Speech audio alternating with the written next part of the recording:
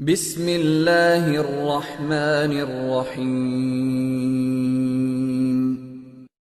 اب میں دعوت خطاب دے رہا ہوں اتحاد اہل سنت والجماعت صوبہ پنجاب کے امیر اور مناظرہ ٹیم کے رئیس المناظرین مولانا محمد عبداللہ عابد دامت برکاتہم۔ نحمدہ ونصلی علی رسولہ الکریم، اما بعد، اعوذ باللہ من الشیطان الرجیم، بسم اللہ الرحمن الرحیم، اہدنا الصراط المستقیم صراط الذین انعمت علیہم غیر المغضوب علیہم ولا الضالین، صدق اللہ العظیم۔ میرے محترم دوستو، میری گفتگو کے مختصر سے ایک دو عنوان ہیں۔ ایک تو آپ حضرات نے بہت سے لوگوں سے سنا ہوگا کہ جب ہم دلائل کی دنیا میں بات کرتے ہیں کہ اہل سنت والجماعت کا جو موقف ہے، اہل سنت والجماعت کے جو اعمال ہیں اور اہل سنت والجماعت کے جو عقائد ہیں، یہ قرآن و سنت سے ثابت ہیں اور دلائل شریعہ سے ثابت ہیں۔ جب دلائل کی دنیا میں ہم آتے ہیں تو پھر وہ لوگ جو اپنے آپ کو حدیث کے نام پر مشہور کرتے ہیں اور یہ کہتے ہیں کہ ہم حدیث پر عمل کرنے والے ہیں، وہ فوراً ان احادیث اور دلائل کی دنیا کو چھوڑ کر پھر ایک اور رخ اختیار کرتے ہیں۔ وہ رخ کیا ہے؟ وہ کہتے ہیں ہمارا مذہب تو وہ ہے جو مکے اور مدینے والوں کا ہے۔ اے حنفیو، تمہارا مسلک تو کسی اور جگہ سے چلا، ہمارا مسلک آج بھی وہ ہے جو مکے اور مدینے میں ہے۔ میں اس پر چند ایک باتیں عرض کرتا ہوں کہ یہ کسی شخص کا کہنا کہ میرا مسلک وہ ہے جو مکے اور مدینے والوں کا ہے اور حنفیو تمہارا مسلک اور ہے، یہ اس کا کہنا درست نہیں ہے۔ اس لیے ہم نے مکے اور مدینے والوں کو دیکھا۔ وہ دور تو چلا گیا جب میڈیا نہیں ہوتا تھا، لوگ دور کی بات نقل کر دیتے، کوئی دیکھ کے آتا تو تردید کرتا، نہ دیکھی ہوتی تو تائید کرتا۔ لیکن آج میڈیا کا دور بھی ہے، ہر آدمی کے سامنے ہر چیز ہے۔ یہ کہنا کہ مکے اور مدینے والے ہمارے ہیں، یہ غیر مقلدین کا یہ کہنا درست نہیں ہے۔ اس لیے کہ مکے اور مدینے والے بنیادی طور پر وہ مقلد ہیں امام احمد بن حنبل رحمہ اللہ کے۔ جب مکے اور مدینے والے مقلد ہیں تو جو آدمی غیر مقلد ہو، یہ تو صاف بات ہے کہ مقلد اور چیز ہے اور غیر مقلد اور کو کہتے ہیں اور غیر مقلد اور کہتے ہیں۔ پھر ہم نے مکے اور مدینہ والوں کو دیکھا، وہ جب نماز پڑھتے ہیں سر پہ ٹوپی رکھتے ہیں، ٹوپی کے اوپر رومال رکھتے ہیں، خصوصاً ائمہ کرام۔ لیکن یہاں پر ہم غیر مقلدین کو دیکھتے ہیں، ان کے سر پہ ٹوپی بھی نہیں ہوتی اور سر پہ کپڑا بھی نہیں ہوتا۔ اس سے پتہ چل گیا کہ مکے والوں کا مسلک اور ہے اور غیر مقلدین کا مسلک اور ہے، مدینے والوں کا مسلک اور ہے اور غیر مقلدین کا مسلک اور ہے۔ پھر اللہ اکبر کہہ کے اہل سنت والجماعت تمام نماز پڑھتے ہیں۔ ان میں ہم نے اہل مکہ اور اہل مدینہ کو دیکھا، وہ ہاتھ ناف کے اوپر باندھتے ہیں، لیکن ہمارے غیر مقلدین یہ ہاتھ سینے پر باندھتے ہیں۔ اس سے بھی پتہ چلا کہ مکے مدینے والوں کا مسلک اور ہے اور غیر مقلدین کا مسلک اور ہے۔ پھر مکے اور مدینے والے جب نماز پڑھتے ہیں تو اعتدال کی حالت میں کھڑے ہوتے ہیں، وہ بہت زیادہ پاؤں میں فاصلہ نہیں رکھتے، جبکہ یہاں پر غیر مقلدین جب کھڑے ہوتے ہیں اپنے پاؤں میں بہت زیادہ فاصلہ رکھتے ہیں۔ پتہ چلا ان کا طریقہ کار اور ہے اور ان کا طریقہ کار اور ہے۔ مکے اور مدینے والے نماز جنازہ پڑھتے ہیں تو وہ سرن پڑھتے ہیں، آہستہ آواز سے پڑھتے ہیں، جبکہ ہمارے یہاں پر غیر مقلدین جہرن نماز جنازہ پڑھتے ہیں۔ اس سے بھی پتہ چلا مکے اور مدینے والوں کا مسلک اور ہے اور غیر مقلدین کا مسلک اور ہے۔ پھر مکے اور مدینے والے جب نماز جنازہ پڑھیں تقریباً 3 منٹ کے لگ بھگ وہ اپنی نماز مکمل کر لیتے ہیں، لیکن یہاں پر جو غیر مقلدین نماز پڑھتے ہیں یہ تو تقریباً آدھ گھنٹے کے قریب پڑھتے ہیں۔ اس سے بھی پتہ چلا ان کا نماز جنازہ کا طریقہ اور ہے، ان کا نماز جنازہ پڑھنے کا طریقہ اور ہے، ان کا مسلک اور ہے اور ان کا مسلک اور ہے۔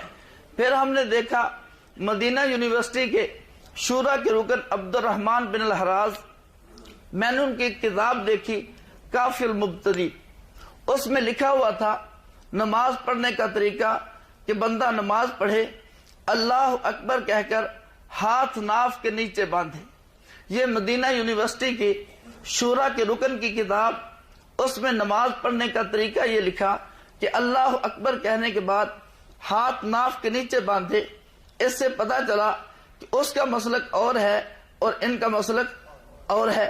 پھر وہ کہتے ہیں اللہ اکبر کہنے کے بعد ثنا پڑھے، جس طرح احناف پڑھتے ہیں، اور یہ حضرات کہتے ہیں کہ ثنا نہیں، یہ اور دعائیں بتاتے ہیں۔ اس سے بھی پتہ چلا ان کا مسلک اور ہے، ان کا مسلک اور ہے۔ پھر انہوں نے لکھا کافی المبتدی میں نماز پڑھنے کا طریقہ یہ ہے اللہ اکبر کہہ کے جب بندہ سجدے میں جائے پہلے گھٹنے لگائے، پھر ہاتھ لگائے، پھر پیشانی لگائے۔ لیکن یہاں پر غیر مقلدین جب نماز پڑھتے ہیں پہلے ہاتھ لگاتے ہیں، پھر گھٹنے لگاتے ہیں اور پھر پیشانی لگاتے ہیں۔ اس سے بھی پتہ چلا کہ ان کا مسلک اور ہے اور ان کا مسلک اور ہے۔ اسی کافی المبتدی میں لکھا اگر کوئی بندہ اکٹھی 3 طلاقیں دے دے وہ 3 ہوتی ہیں، لیکن یہاں کے حضرات کہتے ہیں غیر مقلدین اگر 3 طلاق اکٹھی دو تو 3 نہیں ہوتی بلکہ 1 ہوتی ہے۔ اس پر میں فائدے کے طور پہ ایک بات اور ساتھ عرض کرنا چاہوں گا کہ 3 طلاق کو 1 کہنا یہ اہل و سنت والجماعت میں سے کسی کا مسلک نہیں ہے۔ قرآن کریم کی 4 آیات کے تحت مفسرین نے لکھا کہ 3 طلاقیں 3 ہی ہوتی ہیں، چاہے اکٹھی دی جائیں چاہے علیحدہ دی جائیں۔ اللہ کے نبی علیہ السلام کی 21 مرفوع احادیث جو میں نے پڑھی جن میں لکھا ہے کہ 3 طلاقیں 3 ہی ہوتی ہیں، ان میں سے ایک میں آپ حضرات کے سامنے عرض کرتا ہوں۔ حضرت عویمر اجلانی رضی اللہ تعالی عنہ کا اپنی بیوی کے ساتھ کوئی معاملہ بگڑا جس پر لعان کی آیات نازل ہوئی۔ وہ لعان ہوا، لعان کے کرنے کے بعد وہ صحابی کہنے لگے کذبت علیہ یا رسول اللہ ان امسکتها فطلقها ثلاثا قبل ان یامرہ رسول اللہ صلی اللہ علیہ وسلم۔ اے اللہ کے نبی علیہ السلام اگر اب بھی میں اپنی بیوی کو اپنے پاس رکھوں تو اس کا مطلب یہ ہے کہ میں جھوٹ بولا تھا۔ حضور کے فیصلہ کرنے سے پہلے صحابی رسول نے 3 طلاقیں دے دی۔ اب ان 3 طلاقوں کا اثر کیا ہوا؟ ابو داؤد شریف پہلی جلد صفحہ 313 پر لکھا ہے فَأَنْفَذَهُ رسول اللہ صلی اللہ علیہ وسلم، اللہ کے رسول صلی اللہ علیہ وسلم نے 3 طلاق کو نافذ کر دیا۔ اب فیصلے سے پہلے ہوئی تو وہ اکٹھی تھی، حضور علیہ السلام نے نافذ کر دی۔ 4 قرآن کریم کی آیات، 21 مرفوع احادیث جو میں نے دیکھی، ممکن ہے کوئی اور تلاش کرے تو اور بھی مل جائیں۔ 150 سے زائد صحابہ کرام کے فتاوی جات کہ 3 طلاقیں 3 ہوتی ہیں۔ 4 امام احمد بن حنبل مسائل احمد میں، امام ابو حنیفہ رحمہ اللہ کا موطا امام محمد میں، اور امام شافعی رحمہ اللہ کا فتویٰ کتاب الام میں، امام مالک رحمہ اللہ کا فتویٰ موطا امام مالک میں موجود ہے۔ ان 4 کے ہاں 3 طلاقیں اکٹھی دی جائیں پھر بھی 3 ہوتی ہیں، علیحدہ علیحدہ دی جائیں پھر بھی 3 ہوتی ہیں۔ یہی مذہب اہل مکہ کا ہے، یہی مذہب اہل مدینہ کا ہے، یہی وہاں پر سرکاری قانون کی حیثیت رکھتا ہے۔ اس پہ ایک بات اور فائدے کی عرض کروں کہ 3 طلاق کو 1 کہنا شروع کہاں سے ہوا؟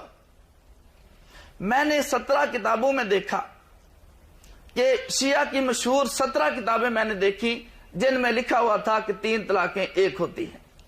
اللمعۃ الدمشقیہ میں لکھا تھا 3 طلاقیں اکٹھی 2 1 ہوتی ہے۔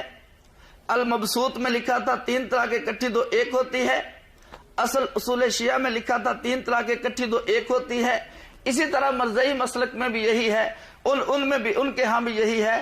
فقہ احمدیہ، بیان القرآن محمد علی، ان دونوں کتابوں میں لکھا ہوا ہے اگر 3 طلاقیں اکٹھی 2 تو 1 ہوتی ہے۔